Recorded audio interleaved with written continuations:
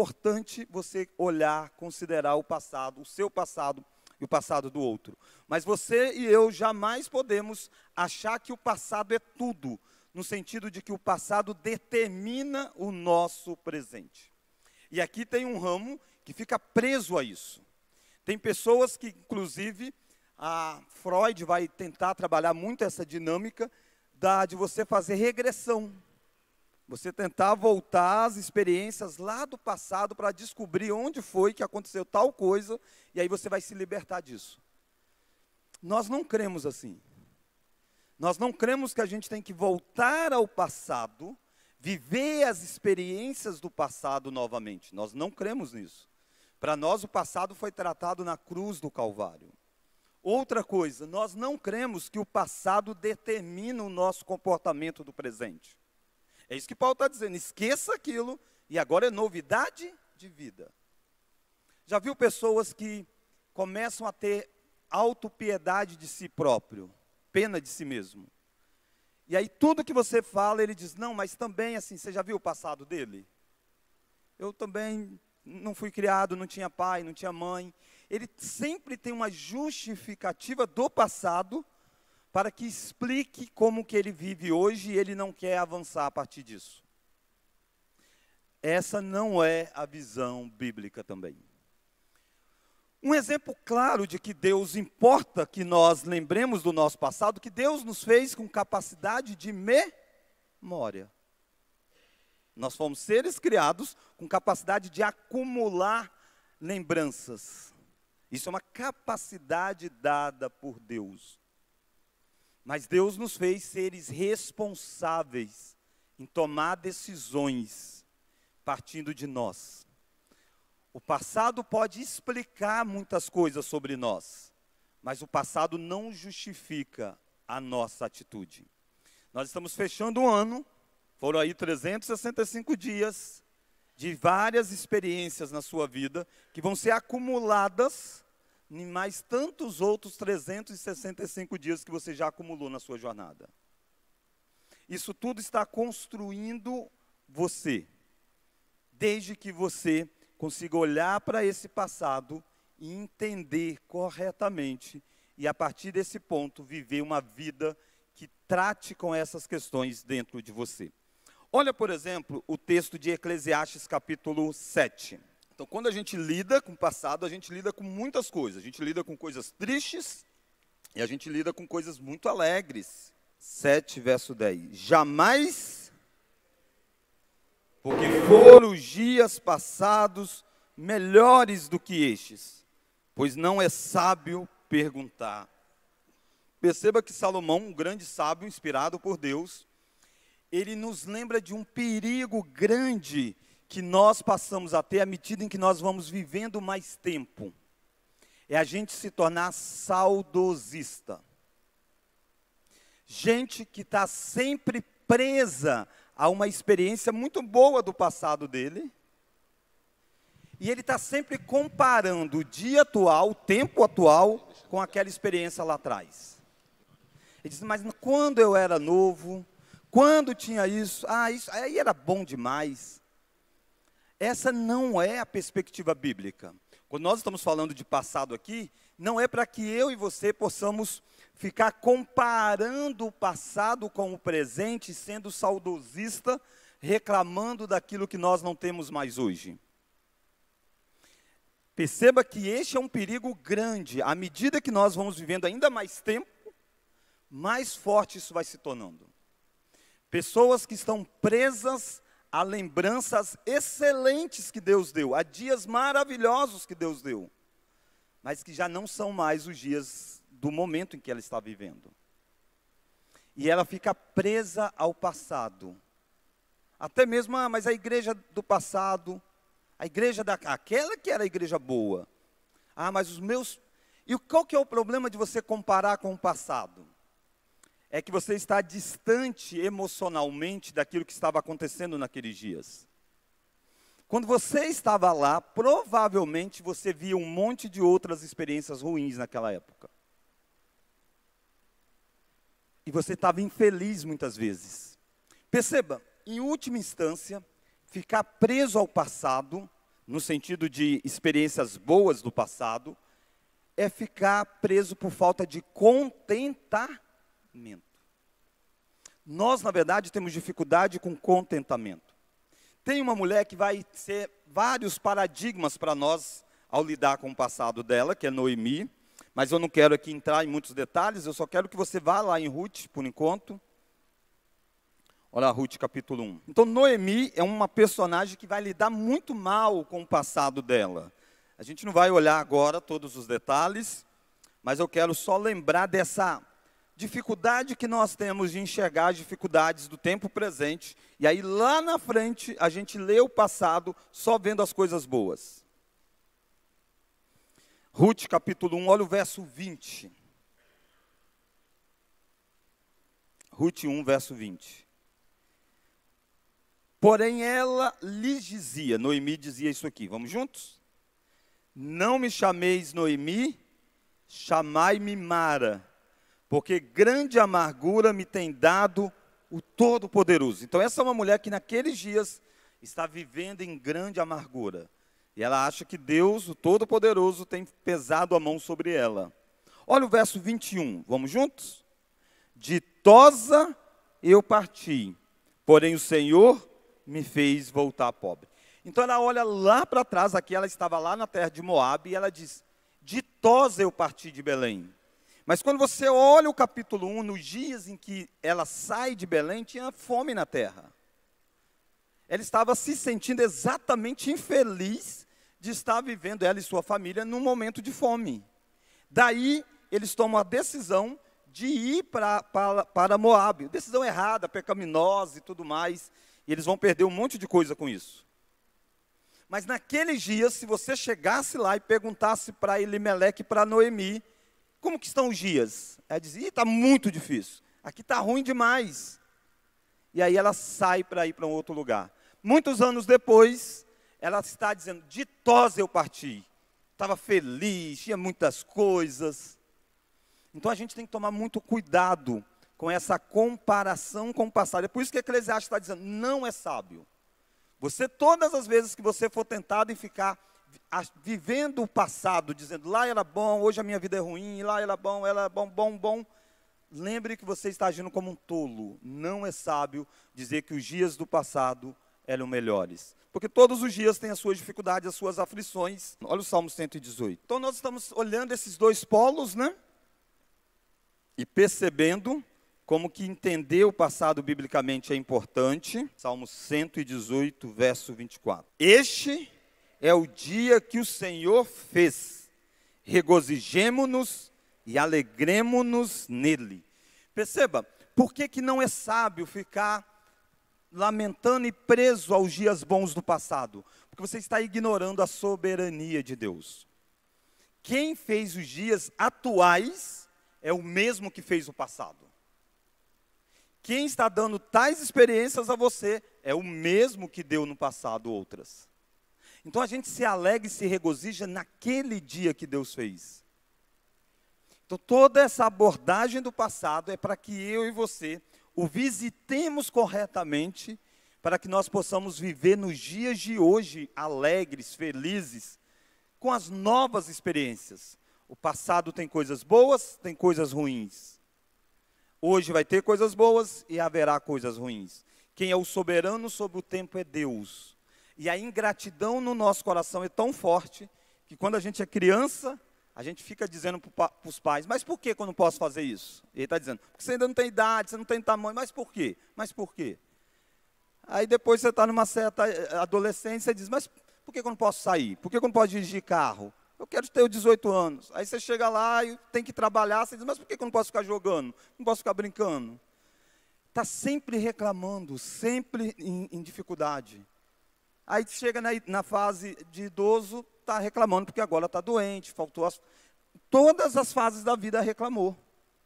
Quando na verdade cada uma delas, Deus é quem fez, alegremos e regozijemos nele. Este é o dia que o Senhor fez. Então o passado é joia, o passado não pode ser esquecido, mas o passado não pode ser habitado nele. Nós não podemos habitar no passado, nós habitamos no presente, com a graça de Cristo, fazendo o futuro que Deus mesmo decretou para nós. Ok? Dúvidas quanto a essa primeira parte, esses dois polos, esses dois extremos? Não, só um pequeno comentário, que o depressivo ele é apegado demais ao passado, e o ansioso ele é apegado demais ao futuro. Ou seja, ele não vive o hoje de forma alguma. Então o nosso foco vai ser no passado, né? Nós vamos estudar sobre o passado nessa perspectiva. A gente quer entender que a gente não pode achar que o passado não é nada, não importa o que aconteceu com a sua vida, o que importa é de hoje em diante. Mas o de hoje em diante pode ser entendido muito à luz do passado. Mas o passado não é lugar para você habitar e não vai determinar quem você é. Deixa de coitadismo e vamos viver o dia que Deus está fazendo hoje. E aí nós podemos ver o passado de duas formas aqui. Primeiro, que o passado pode ser um dos seus piores inimigos. O passado pode se tornar um dos seus piores inimigos. Esse saudosismo que eu citei, eu acho que é o mais forte que ronda os corações à medida que a gente vai passando aí para a fase de 50 anos em diante. É o saudosismo daquela época que você estava. Você tinha os filhos pequenos, você mandava nos filhos. Então, o saudosismo é um grande perigo. Mas há outros, né? Quais outros? Problemas não resolvidos. O passado tem problemas. E há problemas que foram resolvidos, e a gente vai ver isso mais à frente. E aí você não tem que ficar preso a eles. Eles foram resolvidos. Foi difícil, você passou, você chorou, você sofreu, mas foram resolvidos. Não tem mais o que você ficar preso a eles. Mas há passado que os problemas ainda estão lá, e você ainda não os resolveram. E eles vão ir até você enquanto você não tratar com eles.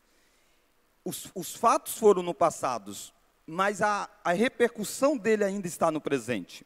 É por isso que Efésios, abra lá Efésios capítulo 4, 26 e 27. Vamos juntos? Irai-vos, não pequeis. Por que ele está dando uma ordem dessa, se o passado, não há problemas do passado que vem para o presente?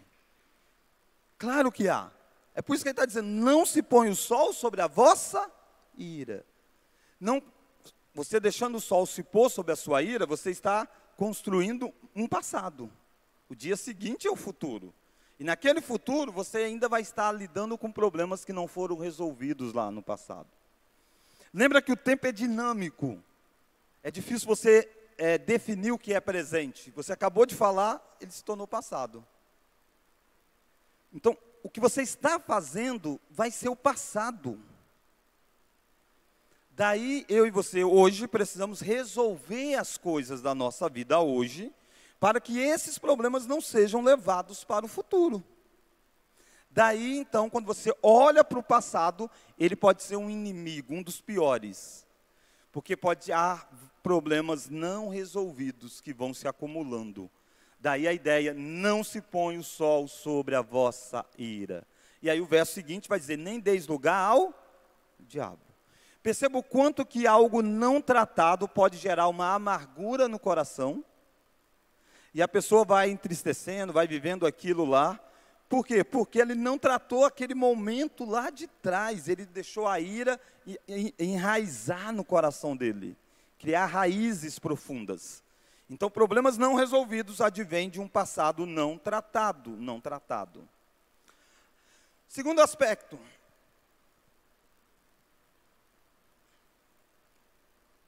Escolhas tolas. Abre em Gálatas. Gálatas 6, verso 7. Não vos enganeis. De Deus não se zomba. Pois aquilo que o homem semeia, isso também se fará. Então, há decisões que você toma e há consequências dessas decisões que vão repercutir na sua vida, em maior e menor grau. Aqui não tem a ver com perdão de Deus. Deus totalmente perdoa os nossos pecados. Então, você não tem que ter culpa de uma escolha tola no passado, se você confessou o seu pecado a Deus. Você errou, você confessou o seu pecado, foi uma escolha tola, uma terrível escolha. Deus perdoa o seu pecado. Você ficar carregando culpa é uma forma errada de lidar com o passado. Deus não se agrada de você ter remorso. Fé e arrependimento é suficiente para tirar o peso do seu coração. O que não vai ser tirado? As consequências. E como nós enxergamos as consequências que nós vivemos por causa das escolhas tolas? Entendendo que Deus é puro e justo no teu julgar. Abra Salmo 51.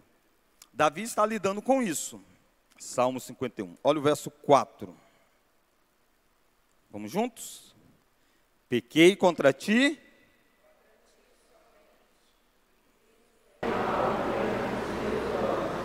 De maneira.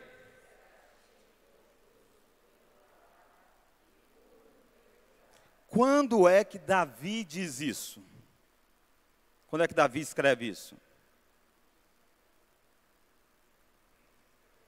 Não é pergunta retórica, não, é para vocês mesmo. Depois que ele pecou com Betseba, mas tem um detalhe a mais nesse depois. Depois que Natã repreendeu ele. Natã chegou e repreendeu. E a repreensão de Natã aponta para quê? Para o pecado, lembra? E o que mais que Natã falou com Davi? Das consequências. E, gente, consequências pesadas. Uma delas é que o menino gerado iria morrer. A outra é que dentro da casa do próprio Davi, o filho vai se rebelar contra Davi. Aquilo que Davi fez às ocultas, se deitando com alguém, esse vai fazer aos olhos públicos das pessoas. A espada jamais vai se afastar da casa de Davi. Então são 3 consequências terríveis. Davi se arrepende, confessa o pecado, quer perdão do pecado, mas ele tem uma plena consciência de que Deus é puro e justo. Olha lá o verso seguinte, ó, aí, o verso 4 ainda. Ó. De maneira que serás tido por justo no teu falar e puro no teu julgar. Quando a gente lê o que Deus falou que faria com Davi, às vezes tem pessoas que dizem, mas pastor, Deus podia fazer isso mesmo com Davi, não parece muito injusto, não? Davi não faz isso. Davi entende o que é a decisão tola, entende o que é perdão, rasga o meu pecado, cria em mim um coração novo, purifica, limpa, mas ele tem plena consciência de que Deus é puro e justo no julgar. As consequências que Deus vai dar, ele não pode viver reclamando dessas consequências. Interessante que você não vê Davi reclamando das consequências. Ele ora a Deus, mas ele não vive brigado com Deus pelas coisas que estão acontecendo com ele. Quando ele está saindo do trono, por causa de uma tramóia do filho, tem um homem chamado Simei que joga pedra e o apedreja, ele vai saindo, mas ele vai entoando louvores ao Senhor. Nós precisamos olhar para a nossa vida assim. Nós não devemos ficar com remorso. Mas às vezes algumas consequências que a gente está passando, você olha para trás e diz, foi por causa dessa e dessa decisão que eu tomei. E eu preciso de quê? Ter graça de Deus para suportar. É pedagógico. Não está nada além do que eu mereço. Aliás, está aquém, e eu mereci estar condenado, destituído da face de Deus para todo sempre. Perceba como que olhar para o passado não deve nos prender no passado, mas deve ajudar a gente a viver o presente de forma a glorificar a Deus.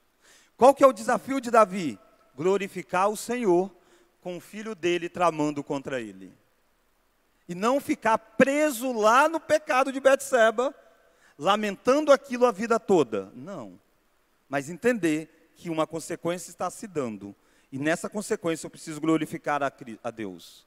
Então essa é uma forma sábia de você olhar para o passado. Problemas não resolvidos precisam ser resolvidos. Escolhas tolas traz consequências. Eu e você vivemos debaixo dela. A gente não deve ficar revoltado com elas. Deve pedir graças para que a gente possa suportar. E o mesmo Deus que nos perdoa, Ele promete o Espírito Santo para ser o nosso auxiliador. Ele não permitirá que você e eu sejamos tentados além daquilo que nós podemos suportar. Ele não vai nos dar uma disciplina maior do que nós podemos carregar. Então essas verdades vêm na sua mente para te dar paz durante a sua jornada. E não uma vida de tristeza, mas sim uma vida de alegria. Agora perceba, se você não consegue olhar, você não consegue ver escolha tolas, as coisas ruins que estão acontecendo com você, você vai ficar sempre resmungando. E sempre dizendo, Deus, por que isso? Por que eu estou passando por isso? Aliás, quando você olha para o mundo como um todo, há maldades que acontecem por vários fatores, a própria natureza em rebeldia, tudo isso se dá por causa de quê? Por causa de quê? Que o mundo traz coisas terríveis sobre nós, mesmo a gente sem pecar, sem cometer um grande pecado, por causa da queda, por causa de consequências de uma escolha tola. Perceba, você consegue olhar para a natureza e perceber por que veio um terremoto e matou um monte de gente. Você não precisa perder a sua fé. Você está olhando lá no passado e vendo o seu representante Adão, ele tomou uma escolha, fez uma escolha tola.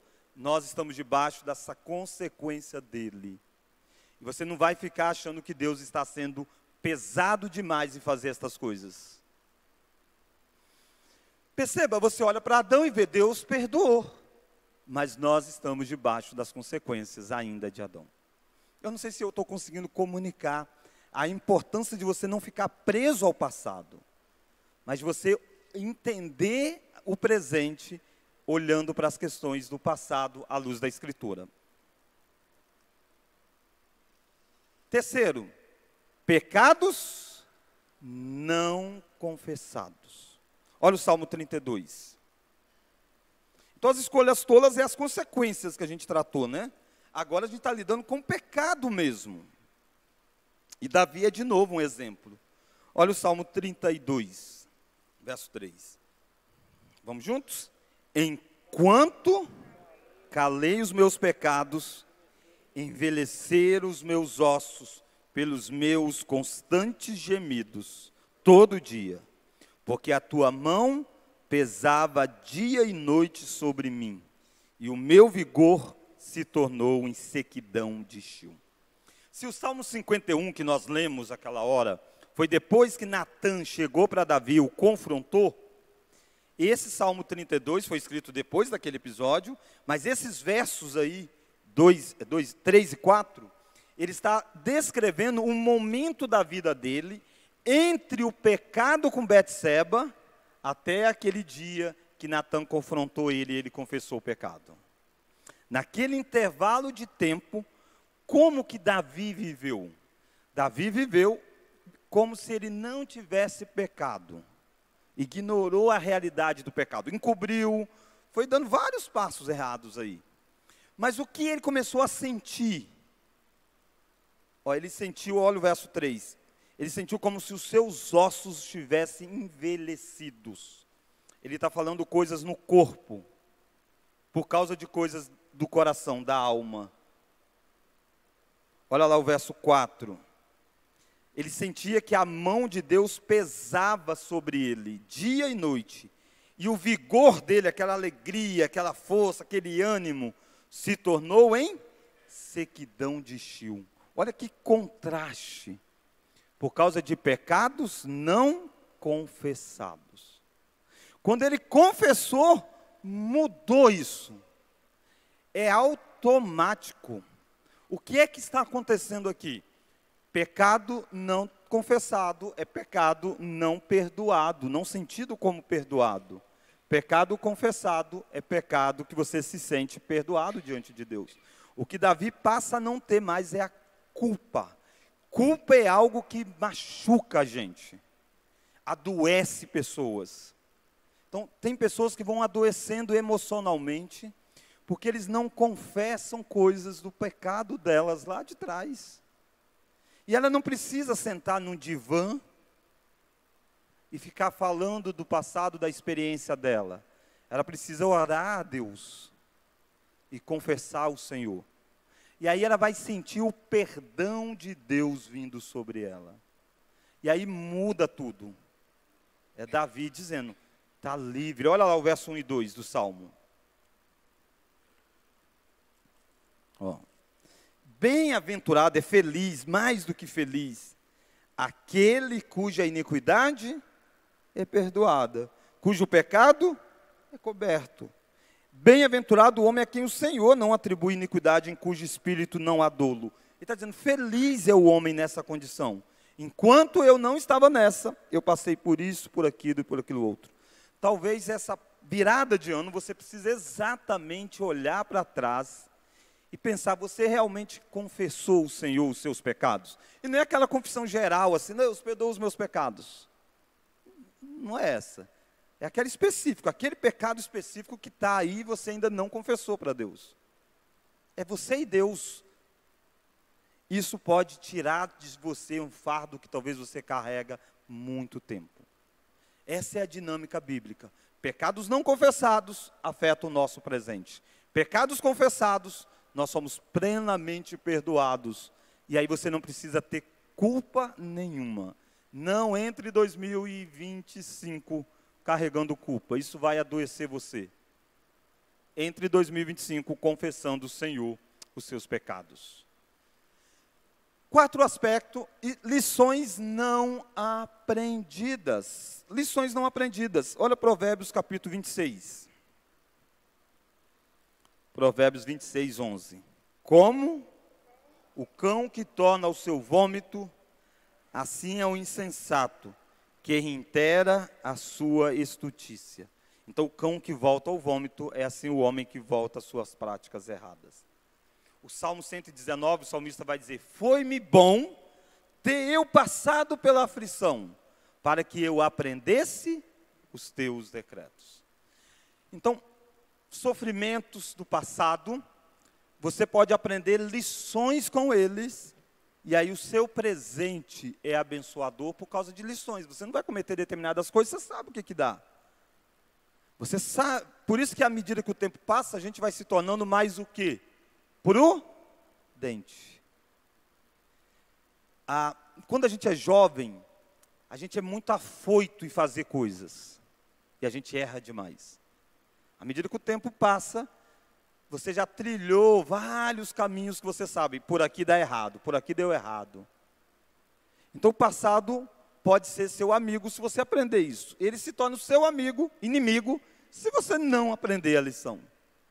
E há muitas pessoas que ano após ano estão cometendo os mesmos erros, chegando às mesmas conclusões. E aí aquela frase clichê, né?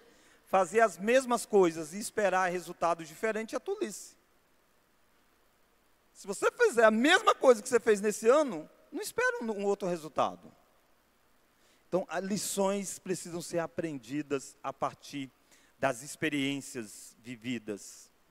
Então, o passado pode ser um dos seus piores inimigos. Mas o passado pode ser um dos seus melhores amigos. O passado pode ser um dos seus melhores amigos. Como? Quando você precisa de força e confiança. Olha agora a mudança, tá bom? Nós vimos os inimigos. Agora nós iremos olhar o passado como sendo um amigo. Quando você precisa de confiança para enfrentar algo. Você pode buscar no passado uma experiência que você teve com Deus e como Deus agiu naquela situação e agora você pode reagir. Olha, por exemplo, 1 Samuel, capítulo 17. Olha Davi fazendo isso. É uma cena muito conhecida, Davi enfrentando Golias. Golias é aquele homem forte, que coloca medo em todo mundo. Já tem aí 40 dias que ele afronta a tropa de Israel. 33, vamos juntos? Então Davi chegou lá, viu Golias, Davi se dispõe a lutar. Olha a frase que chega para ele. Verso 33. Porém, Saul disse a Davi, vamos juntos? Contra o filisteu não poderás ir para pelejar com ele, pois tu és ainda moço e ele guerreiro desde a sua mocidade. Informação forte, vindo do rei de Israel, dizendo para Davi, contra Golias você não pode ir. Você é um menino, você é um moço e ele é um guerreiro desde desde a mocidade, muito tempo atrás. Você não tem experiência nisso. Essa informação poderia fazer com que ele travasse. Aquele passo de coragem poderia ter... realmente. Deixa eu ver aqui, quantas batalhas eu lutei? Nenhuma, ele lutou tantas. E ele não teria enfrentado Golias a partir dessa perspectiva dita a ele. Mas olha como que Davi vai fazer uma busca no passado dele, de experiência com o Senhor, não o passado pelo passado, mas o passado dele numa experiência com o Senhor, para encorajar ele no desafio presente. Ele está entendendo que essa batalha é uma batalha envolvendo Deus. Ele diz, quem é esse circunciso para afrontar as tropas do Deus vivo? Então ele está entendendo o que está acontecendo, uma batalha de um incircunciso contra o exército do Deus vivo. Se fosse aí briga de duas pessoas comum, Davi não ia entrar nessa história. Mas não, é uma questão que envolve Deus. E aí ele pode voltar no passado e pensar, onde eu posso encontrar, na minha experiência com Deus, alguma história que me encoraje. Olha o verso 34. Respondeu Davi a Saul. Vamos juntos? Teu servo...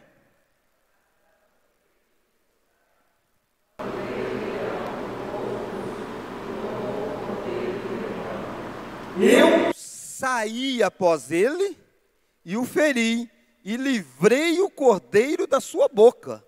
Levantando-se ele contra mim, agarrei-o pela barba, e o feri e o matei. O teu servo matou tanto o leão como o urso. Vamos juntos? Este incircunciso filisteu será como um deles, porquanto afrontou os exércitos do Deus vivo. Olha que maravilha foi isso. Ele lembrar que Deus capacitou ele como pastor de ovelhas, e vinha um leão, ele lutava com o leão, vinha o urso, ele lutava com o urso e venceu.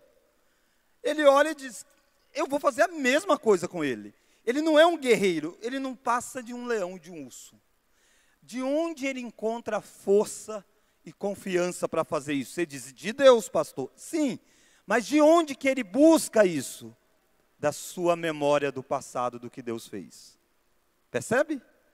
Ele está buscando lá do passado para isso. Então nós vamos construindo histórias com Deus. E a gente tem que lembrar disso nos desafios presentes. O passado pode ser um dos nossos melhores amigos, se você fizer isso. Não é à toa que Davi vai lá, mata Golias, e sabe o que ele faz? Corta a cabeça de Golias, pega a espada de Golias e leva e guarda. A espada de Golias várias vezes foi um lembrete do que Deus fez naquele dia. Gerações iam olhar e dizer, a espada, olha o que Deus fez.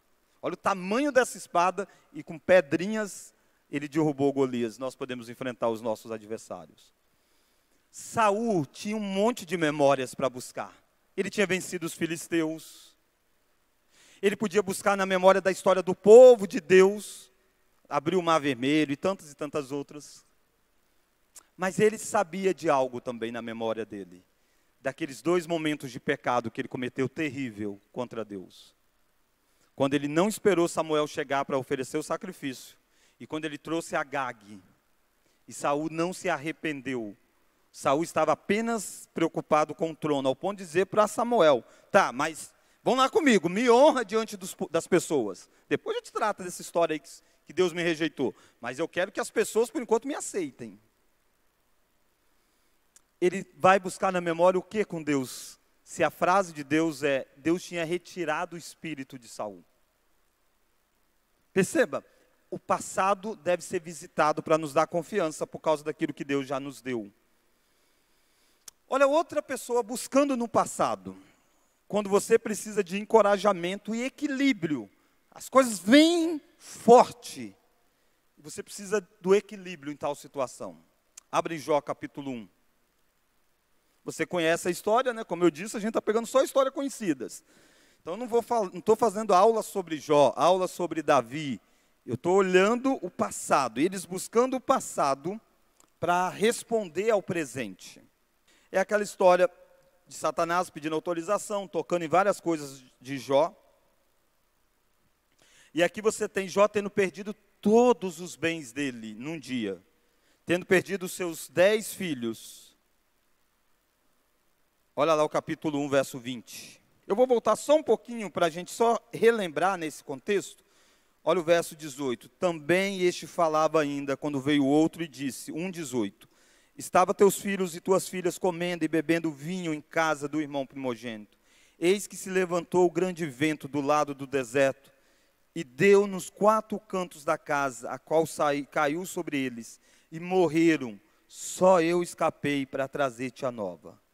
Então Jó se levantou, rasgou o seu manto, raspou a cabeça e lançou-se em terra. Esses itens aqui, rasgar o manto, rapar a cabeça, era o símbolo do luto daquela época. Nos dias de hoje a pessoa veste preto, coloca uma bandeira, deixa a bandeira meio mastro, quando são líderes de governos e tal. Então, ele está usando o símbolo da cultura. Ele não está, aconteceu nada não, gente, vida que segue. Não, aconteceu algo terrível. Mas olha ele buscando no passado. Verso 21, e disse, vamos juntos? Por que ele adora? Por causa da busca que ele faz ao passado.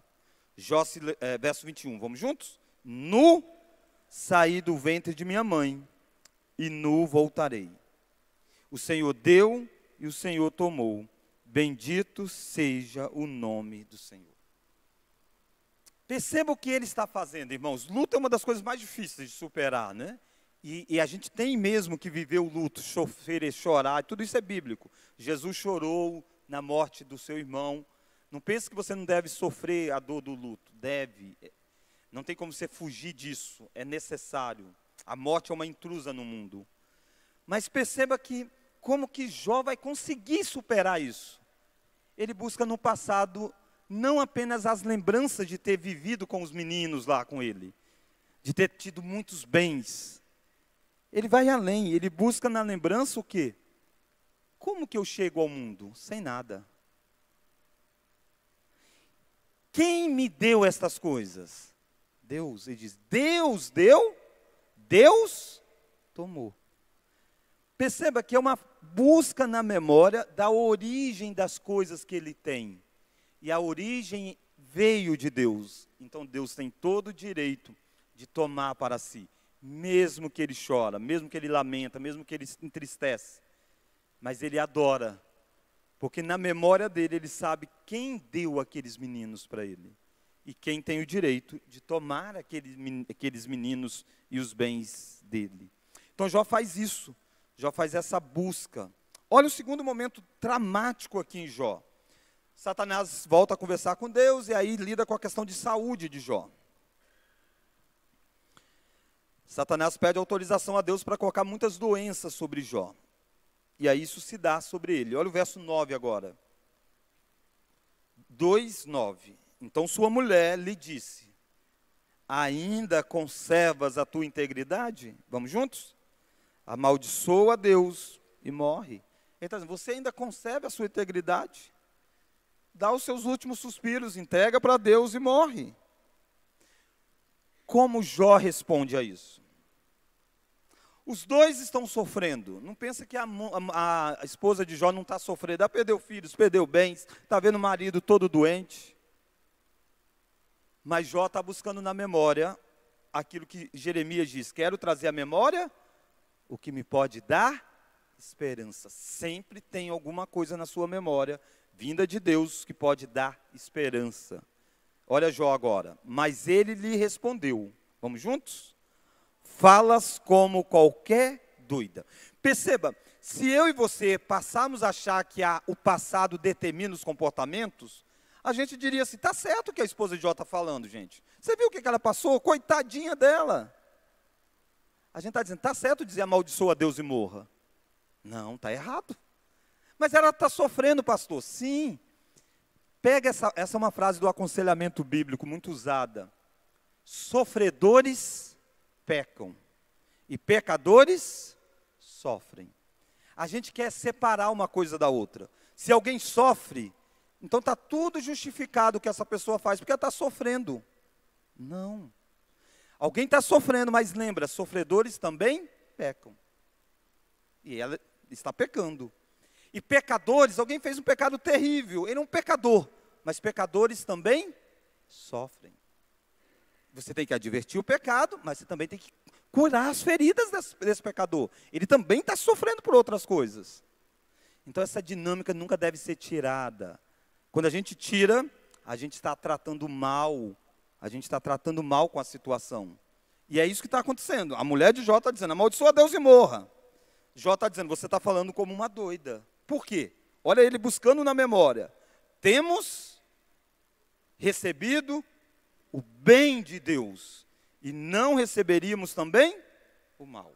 Se Jó entendesse que tudo que ele tinha conquistado com as forças dele, realmente é injusto isso. O cara constrói tudo e vem alguém e acaba com o negócio do cara.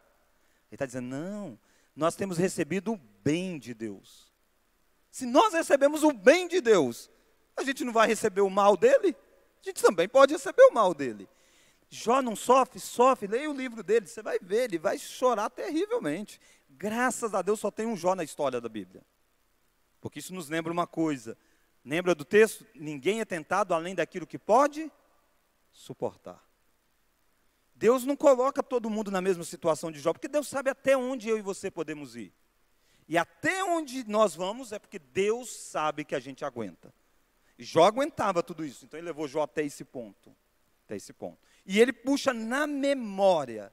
Se eu e você buscarmos no passado, a gente avança espiritualmente. Terceiro item. Quando você precisa perdoar alguém. Olha Mateus 18. Você precisa perdoar alguém. Alguém fez alguma coisa contra você, dói, machuca. E é hora de você perdoar. O passado pode te ajudar a fazer isso. Olha Mateus capítulo 18. E aí a gente vai fazer assim um voo mesmo sobre o capítulo, só para você ver as ligações que há aqui nos textos. Olha o verso 10. O que você encontra aí no verso 10? A parábola da ovelha perdida. Olha que interessante, existe uma parábola da ovelha perdida antes do texto, se teu irmão pecar contra ti. Existe uma parábola de um pastor que vai em busca da ovelha que se perdeu, porque ela desviou por algum caminho, para trazê-la de volta para o rebanho. Mateus coloca essa história e vem com a próxima expressão. Se teu irmão pecar contra ti, vai e arguí-lo entre ti, verso 15, né? E ele só. Se ele te ouvir, ganhaste o teu irmão. O que você está fazendo? A mesma coisa que Jesus fez. Você foi buscar a ovelha perdida contra você. Perceba, ao alguém errar com você, você tem que lembrar do que o Supremo Pastor fez. Ele busca as ovelhas que erraram. Então você precisa, se alguém errou contra você, ir em direção a ela. Nem precisa esperar ela ir até você. Se teu irmão pecar contra ti, vai você diante dele. Você não vai chegar e dizer, eu te perdoo. Não, você vai chegar e confrontar, dizer, eu estou sentindo isso por causa disso, me explica o que aconteceu. Ele está indo em direção desta busca de reconciliação. E se ele se arrepender, ganhaste o teu irmão. Está resolvido, perdão aconteceu. Então perceba que você tem que lembrar da parábola. Mas olha mais, olha o verso 21. Diante dessa história de alguém errar contra mim e eu ter que ir lá falar com ele, percebe? Eu, nem a igreja, né? A gente às vezes fica usando, mas a igreja deveria ir atrás da pessoa. Não, ela errou com você, é você que vai. Olha lá o verso 21 agora. Então Pedro, aproximando-se, lhe perguntou, Senhor, até quantas vezes meu irmão pecar contra mim, que eu lhe perdoe? Até 7 vezes? A conversa é a mesma. Se alguém errou contra mim, tá, e se isso acontecer quantas vezes? 7? Aí Jesus vai dizer, não apenas 7, mas 70 vezes 7. Aí Jesus conta uma parábola de novo. Olha lá o verso 23. Por isso, conectando a história anterior, por isso o reino dos céus é semelhante a um rei que resolveu ajustar a conta com seus servos. E aí, passando a fazê-lo, trouxe-lhe o que lhe devia 10.000 talentos. E aí ele não tem com o que pagar, ele pede perdão. O rei se compadece, perdoa ele. Isso aqui é um valor enorme, é como se fosse o tributo do império todo, durante tanto tempo. muita coisa. Um dinheiro incalculável. E o rei diz, está perdoado. Esse homem sai daí, encontra um indivíduo que errou contra ele, que tinha pegado com ele, tinha vacilado com ele, e aquele homem perdoado não perdoa. Aí alguém passa, vê e contra para o rei.